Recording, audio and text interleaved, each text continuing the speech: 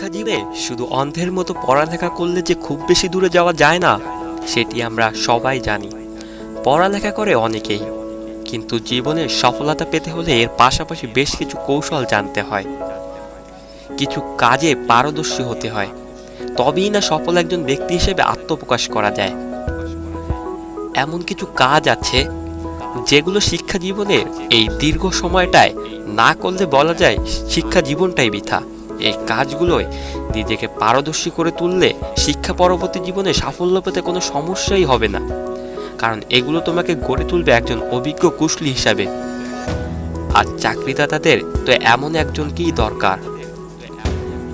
আজ এমনই 10টি কাজের কথা বলবো বন্ধুরা তোমাদের, যেগুলো করলে তুমি নির্দ্বিধায় বলতে পারবে যে আমি সফল হবই, হতেই হবে তোমাকে সফল এই কাজগুলো করলে। Number 10, become a software master.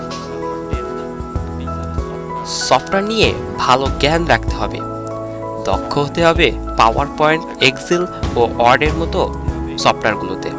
শিক্ষা জীবন থেকে বের হয়ে চাকরি প্রায় সব সেক্টরেই এই দক্ষতাটি দারুণ কাজে দেবে।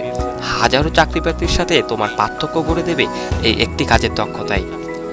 Number 9, find your one mentor. নিজের একজন মেন্টর খুঁজে নিতে হবে বা গুরু খুঁজে নিতে হবে, যিনি তোমাকে সাফল্যের পথ দেখাবেন, যার কাজে তুমি হবে অনুপ্রাণিত। এই মেন্টর হতে পারেন এলাকার বড় ভাই, যিনি পরিশ্রম করে সাফল্যের মুখ দেখেছেন। হতে পারেন কোনো ইন্টারনেট সেলিব্রিটি, যার ভিডিও দেখে তার মতো করে জীবন ধারণের চেষ্টা করছো তুমি। যেই হোক, নিজের গুরুকে নিজেই খুঁজে নিতে হবে। Number 8, take part in extra curriculum activities. সহশিক্ষা বা এক্সট্রা কারিকুলার কাজ করতে হবে। সেটি হতে পারে কোনো বিতর্ক প্রতিযোগিতা, হতে পারে কোনো বিজনেস কম্পিটিশন। এসব প্রতিযোগিতায় অংশগ্রহণ না করতে চাইলে এগুলোর ব্যবস্থাপনায় কাজ করতে পারো তুমি। এছাড়া নিজের প্রতিভাকে কাজে লাগিয়ে বিভিন্ন সাংস্কৃতিক অনুষ্ঠানে অংশ নিতে হবে, তবেই না নিজেকে একজন আদর্শ ছাত্র হিসেবে দেখতে পারবে। Number 7, focus on corporator grooming. Corporate জগৎটা খুব সহজ কোনো জায়গা না। তুমি কাজ করতে না জানলে, পরিস্থিতির সাথে না মানাতে পারলে এখানে আর তোমার জায়গা হবে না। তাই এই জগতের একজন হতে চাইলে আশপাশের পরিবেশের সাথে নিজেকে মানিয়ে নিতে হবে। এই পরিস্থিতি বুঝে নিজেকে মানিয়ে নেওয়াটা হলো গ্রোমিং। কর্পোরেট জগতে টিকে থাকার জন্য তাই এই কর্পোরেটর গ্রোমিং অতি দরকারি। Number 6, start writing your own CV. আমাদের সমস্যা হলো যে আমরা মনে করি সিভি জিনিসটা পড়ালেখার পাঠ চুকিয়ে চাকরিতে ঢোকার সময় লিখলেই হয়, কিন্তু এটি একটি ভুল ধারণা। পড়ালেখা শেষ করে নয়, বিশ্ববিদ্যালয়ের প্রথম বর্ষেই সিভি লেখার অভ্যাস করতে হবে এবং প্রতি সেমিস্টারের শেষে নিজের সিভি আপডেট করতে হবে। এতে যে লাভটা হয়, পুরো সেমিস্টারে কোনো কাজের কাজ করেছো কিনা সেটির প্রমাণ পাবে সিভি আপডেট করার সময়। এভাবে পুরো সেমিস্টারে তোমার কৃতকাজের একটা প্রতিফলন পাবে।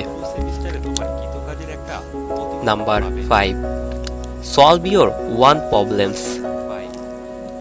আমাদের আরেকটা সাধারণ অভ্যাস হচ্ছে যে কোনো সমস্যা পড়লেই সেটি সমাধান না করে সমস্যাটি কে করেছে, কেন হয়েছে, এরকম নানাবিধ প্রশ্ন করতে থাকি। কিন্তু কথা হলো যে সমস্যা যেটাই হোক, যেভাবেই হোক, সমাধান করতে হবে তো তোমাকেই।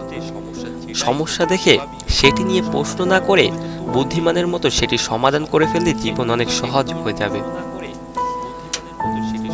Number 4, get use to the presentation. Presentation নিয়ে আমাদের ভয়টা পুরনো। ঢাইসে দাঁড়িয়ে কথা বলতে গেলে শখানেক প্রেজেন্টেশন দেয়া মানুষটিরও গলা শুকিয়ে যায়, বুক কাঁপে একটু হলেও। এটি থাকবেই, কিন্তু তাই বলে প্রেজেন্টেশন তো খারাপ করা যাবে না। একটি ভালো প্রেজেন্টেশন চাকরি জীবনে সাফল্য পেতে বেশ কাজে দেবে। এজন্য এটিকে ভয় না পেয়ে আত্মবিশ্বাসী হয়ে এগিয়ে চললে প্রেজেন্টেশনের ভয়টা আর থাকবে না।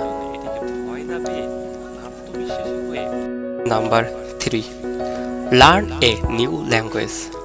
আধুনিক বিশ্বে সফলতার সূত্র হলো পুরো বিশ্বের সাথে কানেক্টেড থাকা।